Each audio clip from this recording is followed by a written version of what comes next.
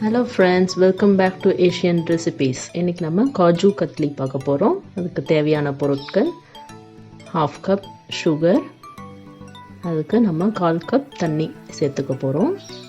ஒரு பேனில் sugar add பண்ணியிருக்கேன். இப்போ கொஞ்சமாக தண்ணி விட்டுக்கோங்க, அதை நல்லா கலந்து விட்டுக்கோங்க. ஒரு கம்பி பதம் வர வரைக்கும் மீடியம் லோ ஃப்ளேம்லேயே வச்சு நல்லா கலந்துக்கோங்க. இந்த மாதிரி நுரைச்சி ஒரு கம்பி பதம் வந்ததுக்கப்புறமா நம்ம அரைச்ச முந்திரி பருப்பை அந்த பவுடரை சேர்த்துக்கிறோம். அதை நல்லா கலந்து விட்டுக்கோங்க. இப்போ 2 ஸ்பூன் பால் பவுடர் சேர்த்துக்கிறோம். இந்த பால் பவுடர் நல்லா கலர், டேஸ்ட், அப்புறம் நல்ல பைண்டிங் கொடுக்கறதுக்காக சேர்க்குறோம். இது ஆப்ஷனல் தான், உங்களுக்கு வேணும்னா சேர்த்துக்கலாம், வேண்டான்னா விட்டுடலாம். 2 ஸ்பூன் பால் பவுடர் சேர்த்துட்டு நல்லா கலந்துக்கோங்க. லோ ஃப்ளேம்லேயே நல்லா கலந்து விட்டுக்கோங்க. இந்த ஸ்டேஜில் ஸ்விட்ச் ஆஃப் பண்ணிவிட்டு 2 ஸ்பூன் நெய் விட்டுக்கோங்க. நெய் விட்டு நல்லா கலந்துக்கோங்க. நல்லா சேர்ந்து வரும். இந்த மாதிரி சேர்ந்து வர வரைக்கும் நல்லா கலந்துட்டு கொஞ்சம் நெய் தடவிக்கோங்க. கையில் நெய் தடவிட்டு நல்லா ஒரு சாஃப்ட் ஸ்மூத் டவ் வர மாதிரி பிசைஞ்சிக்கலாம். நல்லா அழுத்தமாக பிசைஞ்சுக்கோங்க. உங்களுக்கு பிசையும் போதே நல்ல ஒரு சாஃப்ட்னஸ் தெரியும். இப்போ ஒரு பட்டர் ஷீட் எடுத்துக்கோங்க. அந்த பட்டர் ஷீட்டில் நெய் தடவிட்டு நல்லா ஸ்ப்ரெட் பண்ணி விட்டுக்கோங்க. இந்த பட்டர் ஷீட் எதுக்குன்னா நமக்கு ரோல் பண்ணும் போது ஒட்டாமல் நல்லா திரட்ட வரும். இப்போ நம்ம அந்த பிசைஞ்ச காஜு கத்லி மாவை பட்டர் ஷீட்டில் வச்சு நம்ம இப்போ திரட்ட போகிறோம்.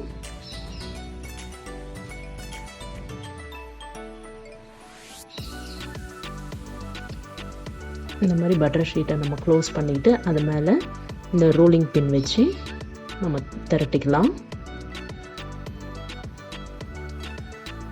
நமக்கு எந்த மாதிரி ஒரு கன்சிஸ்டன்சியில் எந்த திக்னஸ் வேணுமோ, கொஞ்சம் தின்னாக வேணும்னா தின்னாக திரட்டிக்குங்க. இந்த மாதிரி திரட்டினதுக்கப்புறமா ஒரு பீஸா கட்டர் அப்படி இல்லைன்னா கத்தியில் நம்ம நெய் தடவிட்டு இந்த மாதிரி ஸ்ட்ரைப்ஸ் போட்டுக்கலாம். இப்போ இதை நம்ம டைமண்ட் ஷேப்பில் கட் பண்ண போகிறோம்.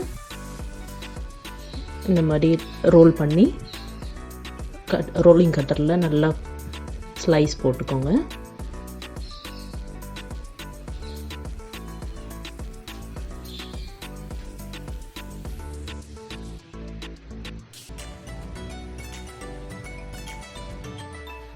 இது இப்போ டைமண்ட் ஷேப்பில் கட் பண்ணிக்கலாம்.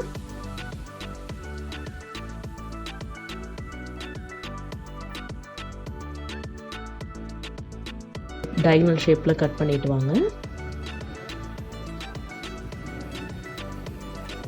பொறுமையாக நம்ம கட் பண்ணோம்னா ஒட்டாமல் வரும். ஏன்னா நம்ம நெய் தடவி இல்லை பட்டர் தடவி நம்ம கட் பண்ணுறதுனால உங்களுக்கு ரோலிங் கட்டரில் இந்த மாதிரி பீஸா கட்டரில் ஒட்டாமல் வரும். அவ்வளோதான். இந்த மாதிரி கட் பண்ணதுக்கப்புறமா நம்ம ட்ரான்ஸ்ஃபர் பண்ணிடலாம். பாருங்கள் எவ்வளோ நல்லா வந்திருக்கு. கலர், கன்சிஸ்டன்சி எல்லாமே ரொம்ப சூப்பராக வந்திருக்கு.